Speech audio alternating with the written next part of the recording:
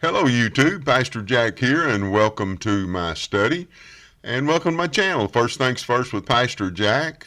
Hope you'll do all the YouTube stuff, like, subscribe, all those things that YouTube keeps up with that is important to them. So if you would do those things, it'll help the channel out. Today we're going to be doing episode 4 of the series that I'm going to have going all the time, What I Know, What I Think I Know, and what I'll never understand about this culture.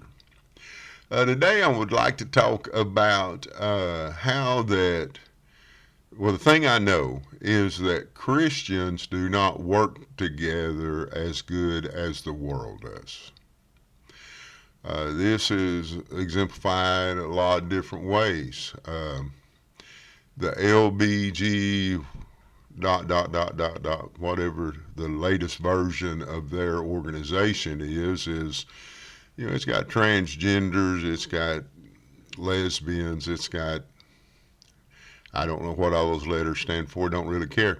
And they are different people, but they all join together and work together. You look at Christians, and we divide up into denominations and argue with each other.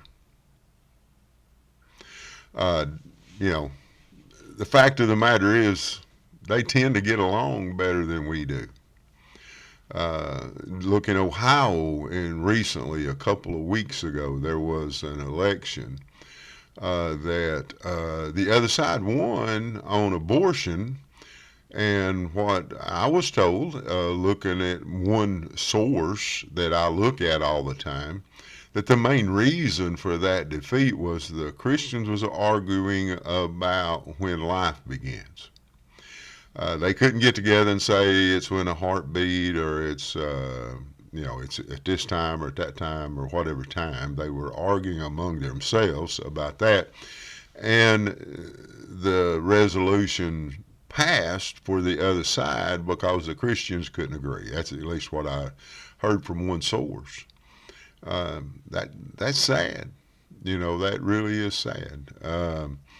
The thing I think I know about this, and again, I don't know this, I think I know that the reason is that the truth matters to the saints.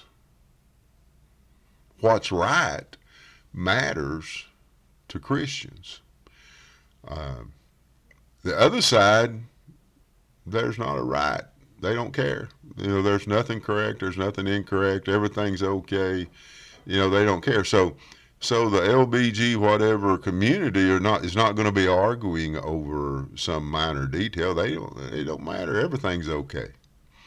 Whereas with Christians, we think that if we believe something's the truth, then we will stand on that, even if it is a no never mind kind of thing in the big picture.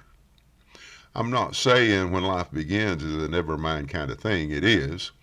But, you'd think we all could agree, like when there's a heartbeat detected, that's a life. It's got blood pumping through its own body. You'd think that we could agree on things that, to be totally honest, is it on this week life begins or this next week life begins? None of us really know for sure. So let's just agree and go with this, and then we'll try to fix it if we find out it's wrong later. Where the other side, they don't worry about the details because the details don't matter to them. Anything can be wrong, and that's okay. We see in Philippians 4:8, it says, "Finally, brothers, whatever's true, whatever's honorable, whatever's just, whatever's pure, whatever's lovely, whatever is commendable, if there's any excellence, if there's anything worthy of praise, think about these things." So God's telling us to stand up for what the truth is. But I do think that we should be able to determine there's some things that this is an honorable position here. If we say life begins at a heartbeat, then that's an honorable position. You might think it began the moment of conception, and you may be right. But let's all agree on this, and let's get this in place so we can stop abortions. And then we'll discuss it further. Kind of like the founders of our country did. They said let's write this Constitution, and we'll do amendments to add these other things. Let's get it real simple here. Let's pick out what's honorable. What's pure. And then we can discuss it further later. But it seems like we can't never fix on that.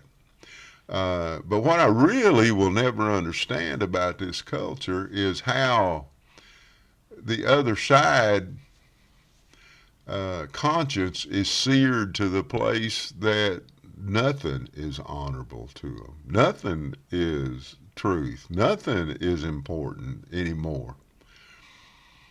Nothing. Think about that.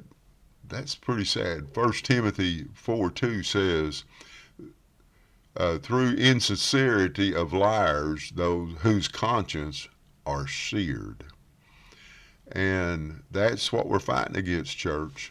We're fighting against a group of people that their conscience is seared. That's real evident if you just watch what's been going on with Israel and Hamas, and there's people, Americans, who are at some of the most elite colleges. And well, people call them elite colleges. I don't think they're very elite at anything. But it's some elite colleges that can't stand it if they have to stand in line of 5 extra minutes to get their latte or whatever it is that they're trying to get at Starbucks. But they're saying it's okay to kill babies, for Palestinians to kill babies. They're saying it's okay for them to rape women. It's okay to set old Jews that's in their wheelchairs on fire. They're saying that's okay. But man, don't let Starbucks back up for us extra 5 minutes. That's the end of the world. You see, their conscience is seared, and they don't know right and wrong anymore. So, we might argue among ourselves a little bit, but at least we know what's right and we know what's wrong. I'll never get how this culture is so seared by their lies. I'll never understand that as long as I live. Keep it first things first. I'll see you on the next video.